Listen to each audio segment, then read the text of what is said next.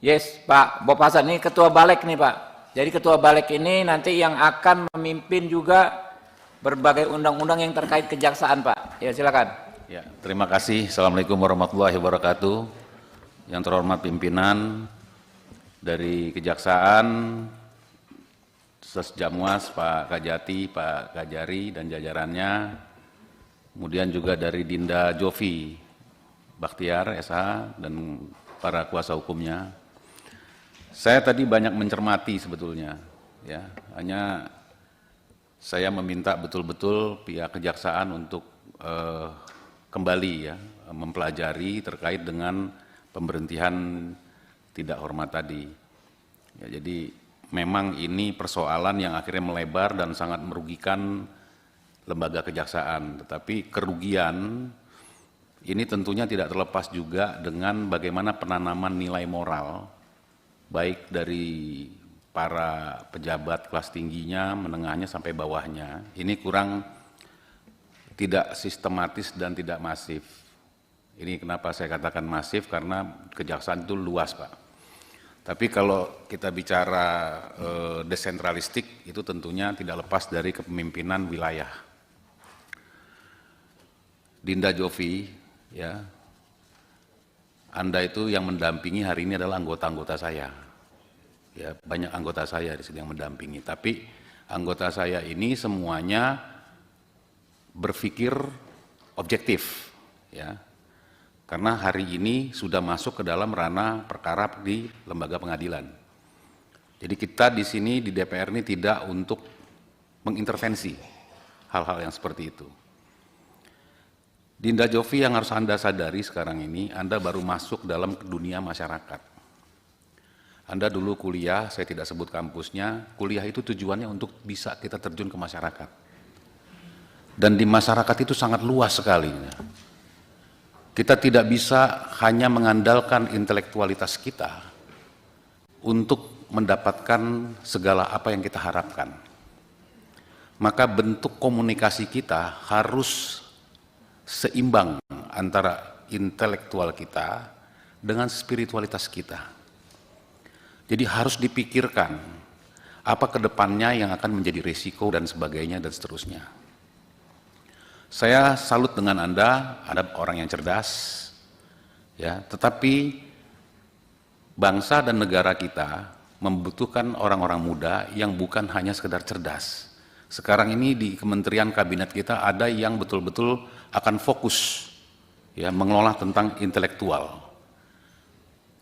Dan beliau menyatakan tes IQ dalam satu hari seseorang bisa berubah dalam seminggu kemudian. Jadi IQ itu bisa berubah-ubah, tetapi moralitas kita tidak akan pernah bisa berubah. Itu yang terpenting yang harus Anda jaga. Jadi jangan Anda melihat, jadi sekarang saya kasih tahu lagi di hadapan pimpinan-pimpinan Anda, kriminalisasi itu harus dilakukan. Dalam ilmu hukum, kriminalisasi itu harus dilakukan. Karena apa?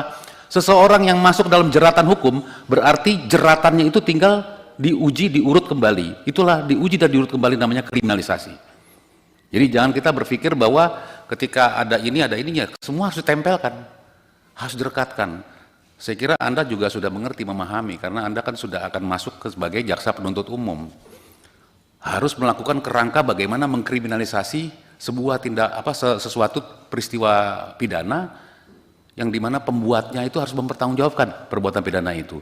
Maka harus ada rantai yang disebut dengan mengkriminalisasi.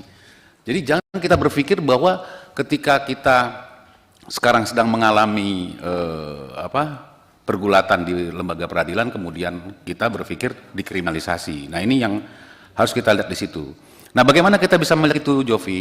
Kita tidak bisa hanya memandang dari intelektual question kita.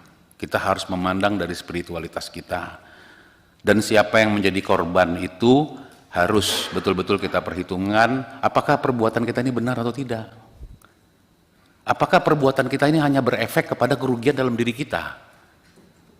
Kita pernah nggak berpikir bahwa korban juga punya orang yang dianggap yang pelapornya saudara Jovi itu kan, kenapa dia melaporkan? Karena dia juga punya perasaan, Dinda. Nah ini harus kita kembalikan ke situ. Jadi keilahian kita harus kita munculkan sehingga akan terguyur lagi kepada pemikiran kita, sehingga kita tidak akan melangkah hal-hal yang merugikan banyak orang. Begitu. Itu saran dari saya. Nah, dalam persoalan ini, saya menyarankan kepada Anda untuk tunduk, meminta maaf. Ya, lakukanlah perlawanan-perlawanan dengan cara meminta maaf. Nah, ini bahasa saya ini perlu setengah kamar saya sampaikan kepada Anda, tidak mungkin di sini. Tetapi saya sampaikan di depan umum ini karena apa? Mestinya Anda saat ini dalam keadaan yang terjepit, sehingga Anda coba berupaya melakukan perlawanan-perlawanan, baik itu lewat media sosial dan sebagainya, ya, mestinya pada saat ini sampai masih terjepit, Anda harus mencari lagi hal-hal cara. Nah, hal cara ini saya menyarankan, saya tidak perlu lagi mengulas siapa yang benar, siapa yang salah, siapa yang melakukan apapun gitu ya. Anda lakukanlah cara-cara untuk meminta maaf dengan cara apapun.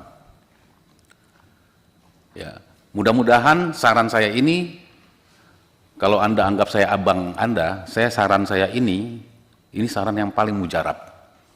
Lawan yang terhebat pun dengan cara upaya bermaaf-maafan, itu hasilnya akan luar biasa. Anda akan menemukan jalan yang berbeda. Seperti itu ya. Bisa difahami maksud saya. Saya nggak bisa ngobrol panjang. Tapi kalau celah-celah cerita apa segala macam semua sudah saya pelajari. Ya, jadi saya sarankan minta maaf. Dan bapak-bapak yang di kejaksaan, mohon Pak, ada jalan lain sehingga persoalan ini selesai. Karena persoalan ini seperti tadi kawan-kawan menyatakan, ini persoalan sepele. Ya. Dan Jovi ini usia masih sekian, ya kan? Apapun caranya, kalau tadi saya sama senior kita di kejaksaan menyatakan untuk belum memiliki memenuhi syarat material untuk di PTDH dengan tidak hormat itu loh. Jadi, tapi saya tidak ingin berdebat di situ Pak. Bapak-bapak, Pak Ses, Pak Kajati terutama, ya saya lihat Pak Kajati performnya luar biasa, ya tajam, bukan hanya pandangannya tapi auranya terasa tajam. Jadi maafkan Jovi juga. Kalau bisa Jovi dimaafkan, tetap kalau lembaga peradilan itu tidak bisa kita, karena elemen kita kurang. Tapi saya, karena yang mendampingi beliau ini adalah anggota-anggota saya Pak. Oke. Itu ya, jadi saya hanya, sebentar Pak, sedikit pimpinan. Saya minta, ini Jovi tolong diteruskan Jovi. Saya minta bapak-bapak pimpinan di kejaksaan, yang di kejaksaan tinggi maupun di Kajari, berikan celah buat Jovi. Gitu. Bagaimana caranya. Tetapi kalau hukuman Jovi, kita serahkan kepada lembaga peradilan. Oke, terima kasih Pak Bob.